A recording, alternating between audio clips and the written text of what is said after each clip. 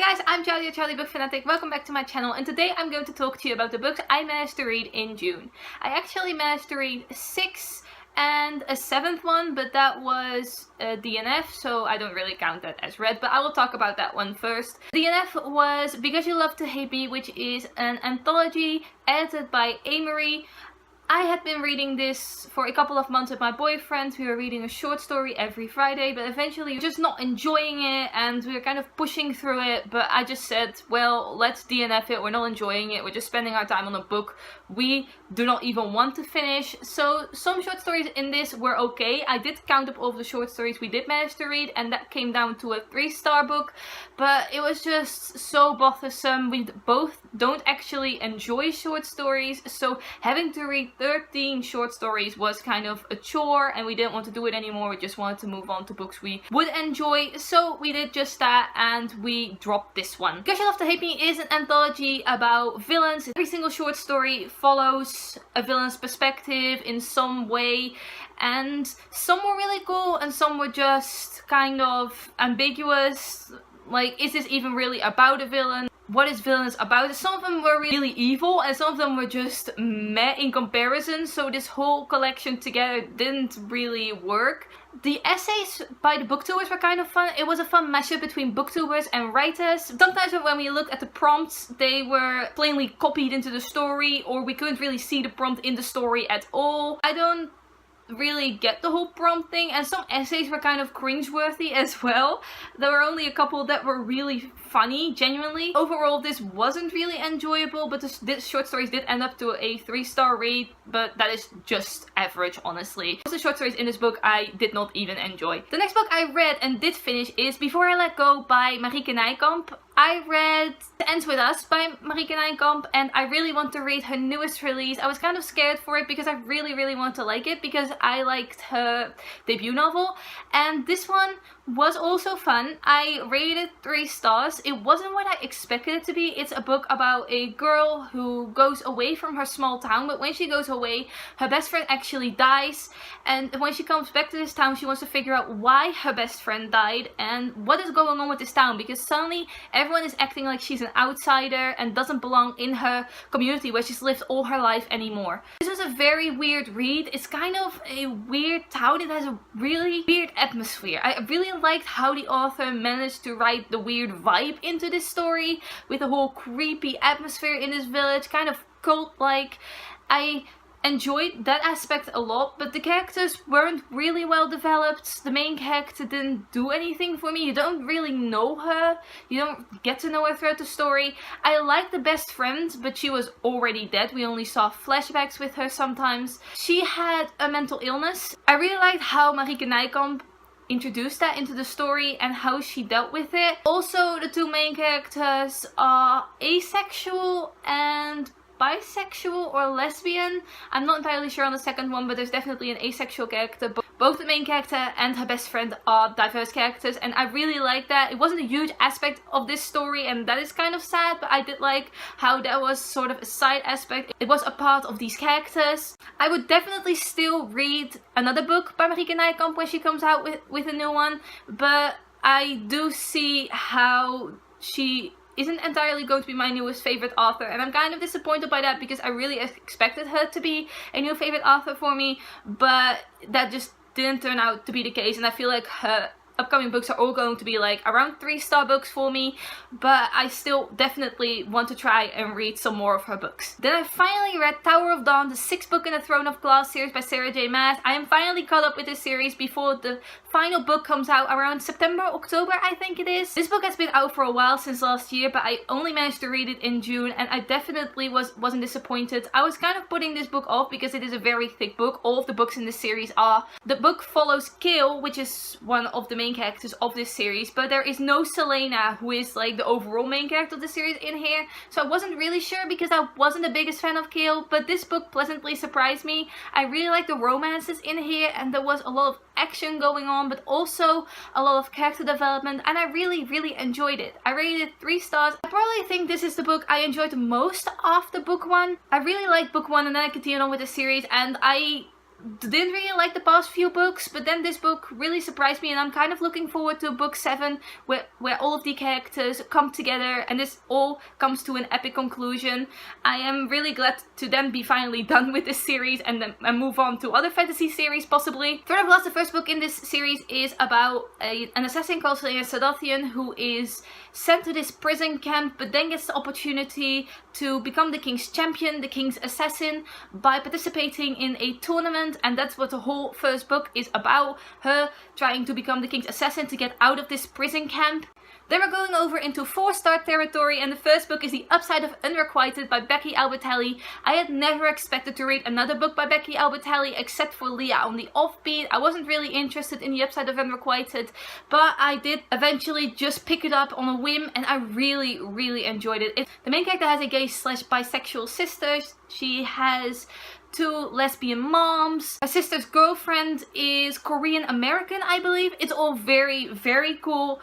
And I really loved reading this. I loved the romance between the main character and her co-worker and how she was so relatable. I could really see myself in her sometimes, and I think a lot of people are saying that she's a very relatable main character. She's very funny, sarcastic. Her co-worker is really adorable, very nice guy, just genuinely nice. The problems between the main character and her sister were sometimes a little annoying, like the miscommunication and how their sisterly bond kind of got interrupted throughout the story, and they really got back together towards the end. But it was really nice to see them eventually connecting again after her sister got a girlfriend, and our main character didn't really know how to deal with that because her sister never really had a serious relationship before and they were always super close. So the main character didn't really know how to connect with her sister anymore after she divided her time between her girlfriend and Molly, our main character. So it was really nice to see how it was not just about a romance but also about the problems between these 2 sisters and just Molly coming of age, basically. This is a real coming of age story. Molly is Abby's cousin. Abby is from Simon vs. the Homo Sapiens Agenda. She's one of Simon's friends. She moved away from this town to get to the town in Simon's book. It's really cool to see Abby throughout this book and also a little bit of Simon and just see how these books connect with each other in a little way. This book is about our main character Molly and her sister Cassie. Cassie gets introduced to Mina, become girlfriends, and Mina has a friend that she wants to introduce to Molly. Cassie really wants Molly to get a boyfriend, and Molly has always wanted a boyfriend as well. She's had 26 crushes throughout her entire life. This guy who Mina introduced her to is really cute, but at the same time, Molly also realizes that she kind of likes her new co-worker Reed, who's slightly nerdy but also really cute, and she doesn't know how to deal with falling in love with a guy and being introduced to this totally other guy, and her sister and her girlfriend trying to match her up with this guy. That's not what the whole story is about, like I just said, but it is a big part of it, and I really like the romance in this. It is very cute, but I love how there's all these different aspects because the moms in this book are also definitely super involved in their children's lives, and them as a couple, they're super healthy. It was really nice to see a healthy lesbian couple and them really caring about their kids, because you don't see that a lot in contemporaries, especially YA contemporaries. The parents are actually there and are involved in their children's lives and actually grounding them when they do something wrong, instead of the mean parents or the dead parents, parents who are not there at all, because that does happen a lot in YA contemporary. So this was a welcome, refreshing, different type of read. The next book I managed to read is The Song Rising, which is the 3rd book in the Bone Season series by Samantha Shannon. I'm really, really loving this series. This 3rd book was no exception. I rated 4 stars. The Bone Season follows a character called Paige Mahoney, and she gets sent to this prison world. She's an unnatural. There are a lot of unnatural people in this world who have different kind of powers, like clairvoyance, people who can read each other's minds. Paige Mahoney is a dreamwalker. She can become other people by going into a trance, basically, and she can inhabit their body and walk around as them, but only for a short period of time. There are definitely other types of clairvoyance. In the Bone Season, the 1st book, there's a whole list, kind of like a family tree in the front where you can see that. There's also a glossary if you're interested in that. But This book was definitely so much fun. The books don't have a lot of action in them. It's a very slow building world, very slow building story. The world is definitely one to enjoy. It's probably my favorite aspect of this series so far. But the characters are doing a good job as well, and I'm really liking Paige and her character development. I think it is going to be a 6-book or 7-book series. I think 6 books. And now I have to wait for the 4th book to come out. Just like everyone else, I hope it gets released in this beautiful hardcover edition because I had such a hard time finding this one. Then I did a buddy read with my boyfriend of Stolen by Lucy Christopher. We listened to this as an audiobook, and it is my first ever audiobook experience. I am not really a huge audiobook listener because I had no clue when I would actually listen to an audiobook and not get distracted. But we listened to Stolen while we were traveling back to mine and his place, and that really worked out. We managed to read an 8-hour audiobook on like 1.25 speed, and it was quite fun. I had read this book before. I really enjoyed it back in the day. I rated it 5 stars. I only rated it 4 stars now.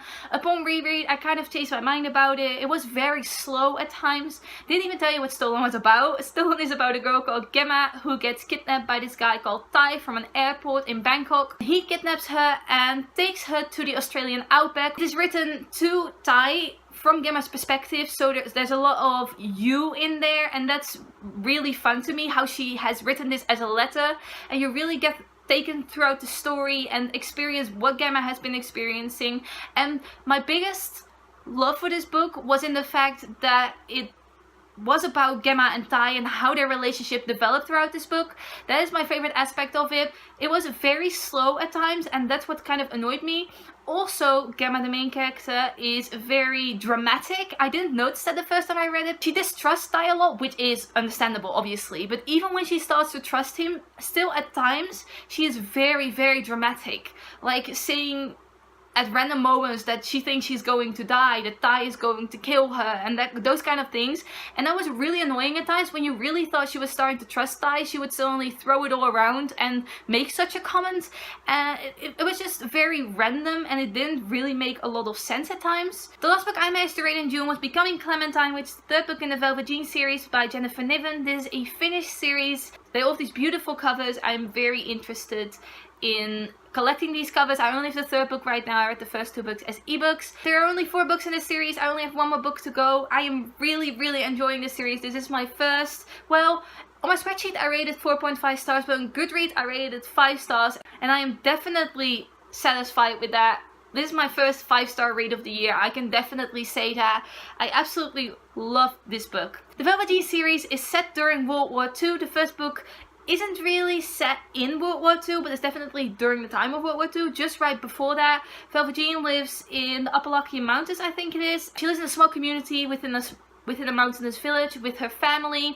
They all have these very particular names. She is obviously called Velvet Jean, but you also have her brother, Johnny Clay. Oh, her sister is a good example. Her sister is called Sweet Fern. Like very, I don't know, it sounds very southern to me. And this was set during World War II. The 2nd book was also set during World War II. But this was mostly set in like France within the 2nd World War. And the first 2 books were set in the United States. In the first book, Velvet Jean lives in the United States. In the 2nd book, she's a pilot and flies a lot around the United States. And in this 3rd book, she gets to France and she is in the middle of this war. And this was a super exciting read. I love Velvet Jean. She has grown so much throughout this series. You really see her get older and become a different person. And I love how this series doesn't just focus on one romance or one relationship. It really showcases how one person can have multiple relationships throughout their life. In this book, Velvet Jean became Clementine or Clementine Rue, and I'm not going to say too much about this because obviously this is the 3rd book and I think you really have to read the first 2 books to get the full experience from this book. But it was really nice to see old characters come back because you definitely have a bond with these characters throughout these books, and it's really nice to see them come back from like the 1st book or the last book, and then after a while you think what actually happened to them, and then they show up again. This is one of my favorite series of all time. It's historical fiction. I absolutely love it. It's near and dear to my heart, and Jennifer Niven is definitely one of my favorite authors of all time. After All the Bright Places, I wanted to read something else by her, and this was what my eye fell on, and I definitely do not regret picking this series up for a single moment. I would definitely recommend this, and this is something I will forever treasure, honestly. So this was my June wrap up. Let me know down below whether you've read any of these books or what did you read in June. I would love to know. Thank you for watching. Goodbye!